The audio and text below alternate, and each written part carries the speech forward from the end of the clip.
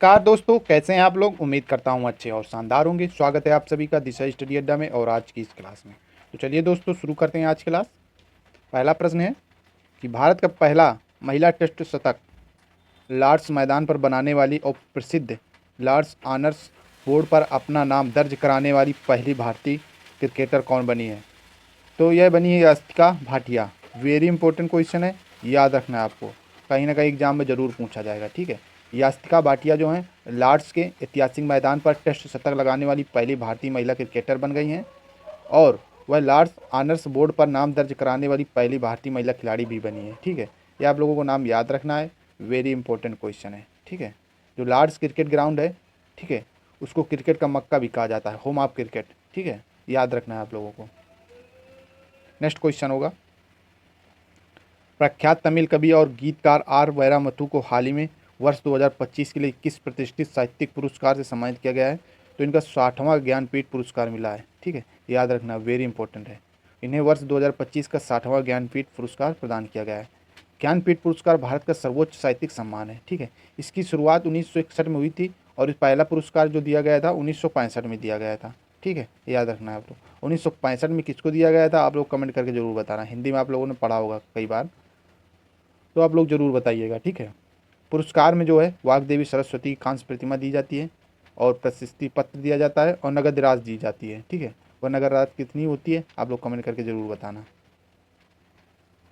Next question होगा, प्रसिद्ध पार्श्व गायिका एस जानकी, जिनका हाल ही में 88 वर्ष की आयु में निधन हो गया, को लोकप्रिय रूप से किस उपनाम से जाना जाता था। तो जो एस जानकी हैं इनको दक्षिण भारत की कोकिला के नाम से जाना जाता था। ठीक है, उन्होंने तमिल, तेलुगु, कन्नड़, मलयालम, हिंदी सहित 17 से अधिक भाषाओं में हजारों गीत गाए इन्होंने। ठीक है, इन्हें कई राष्ट्रीय फिल्म पुरस्कार भी मिल चुके हैं। भारत सरकार ने उन्हें पद्म भूषण से भी सम्मानित किया है। ठीक है, एस जानकी जो हैं उनको दक्षिण भारत की कोकिला कहा जाता है, ये याद रखना है। ठीक, नेक्स्ट क्वेश्चन होगा, 2026 में 8वीं भारत जापान रक्षा नीति वार्ता कहाँ आयोजित हुई है। तो यह आयोजित हुई है टोक्यो जापान में। ठीक है, दोनों देशों इंडो पैसिफिक क्षेत्र में शांति और सुरक्षा के सहयोग के लिए यह वार्ता हुई है। ठीक है, भारत और जापान जो है वो क्वाड के सदस्य हैं। ठीक है, क्वाड में भारत, अमेरिका, जापान, ऑस्ट्रेलिया 4 देश हैं। ठीक, नेक्स्ट क्वेश्चन है, ऊंझा जीरा और ऊंझा सौंफ को भौगोलिक संकेत यानी जीआई टैग मिला है, ये किस राज्य से संबंधित है। जीआई टैग पूछ लेता है एग्जाम में। ठीक है, तो ऊंझा जीरा और ऊंझा सौंफ तो ये गुजरात का है, जिसको जीआई टैग प्रदान किया गया है। ठीक, नेक्स्ट क्वेश्चन होगा,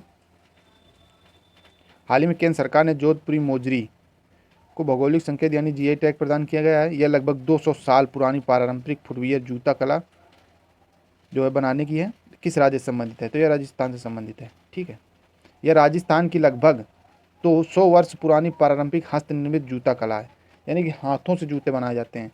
ठीक है, ये लगभग 200 पुरानी है। तो यह ऊँट, बकरी और भैंस के चमड़े से बनाया जाता है, जिसको बोला जाता है जोधपुरी मोजरी। ठीक है, याद रखना है आप लोगों को, जिसको जीआई टैग प्रदान किया गया है, जो कि राजस्थान का है। ठीक, नेक्स्ट क्वेश्चन होगा, हाल ही में गुजरात में चांदीपुरा वायरस के कई मामले सामने आए। कौन सा कीट इस वायरस का प्राथमिक वाहक है।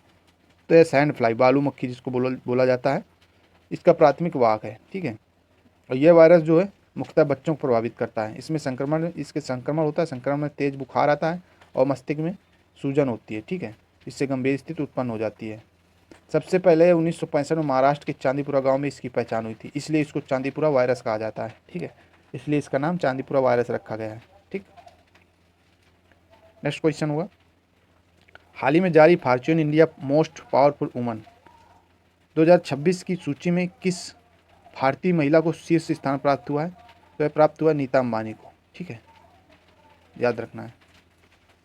और नीता अंबानी जो है आईओसी यानी इंटरनेशनल ओलंपिक कमेटी की सदस्य भी हैं। ठीक है, और वे रिलायंस फाउंडेशन की चेयरपर्सन भी हैं।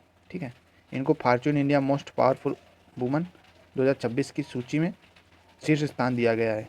ठीक है, नेक्स्ट क्वेश्चन होगा, भौगोलिक संकेत जीआई टैग प्रदान करने वाला पहला भारतीय उत्पाद कौन सा था। तो पहला जो उत्पाद था वह था दार्जिलिंग की चाय। ठीक है, इसको 2004-05 में जीआई टैग मिला था। ठीक है, और दार्जिलिंग चाय जो है वो पश्चिम बंगाल के दार्जिलिंग क्षेत्र में उगाई जाती है। ठीक है, याद रखना है आप लोगों को ये। नेक्स्ट क्वेश्चन होगा और अंतिम प्रश्न है आज का, हिंदुस्तान एरोनॉटिक्स लिमिटेड, एचएएल का मुख्यालय कहाँ स्थित है? तो ये स्थित है बंगलौर में। ठीक है, इसकी स्थापना जो हुई थी एचएएल की, इसकी स्थापना हुई थी 23 दिसंबर 1940 में। ठीक, यह भारत का प्रमुख एरोस्पेस एवं रक्षा सार्वजनिक उपक्रम पीएसयू है। एचएएल जो है लड़ाकू विमान, हेलीकॉप्टर, इंजन और रक्षा उपकरणों का निर्माण करता है। जो तेजस है, लाइट कॉम्बैट एयरक्राफ्ट, जिसको तेजस बोला जाता है, और ध्रुव हेलीकॉप्टर और प्रचंड एलसीएच जैसे स्वदेशी प्लेटफॉर्म एचएएल द्वारा विकसित यानी निर्मित किए गए हैं। ठीक है, और एचएएल जो है वो भारत के रक्षा मंत्रालय के अधीन काम करता है, याद रखना है आप लोगों को। तो आज के लिए क्लास दोस्तों कैसी लगी कमेंट करके जरूर बता देना है आप लोगों को, और वीडियो को लाइक जरूर कर दिया करिए देखने के बाद में। ठीक है, चलिए मिलते हैं एक नई क्लास में शानदार प्रश्नों के साथ में कल। तब तक के लिए आप लोग पढ़ते रहें।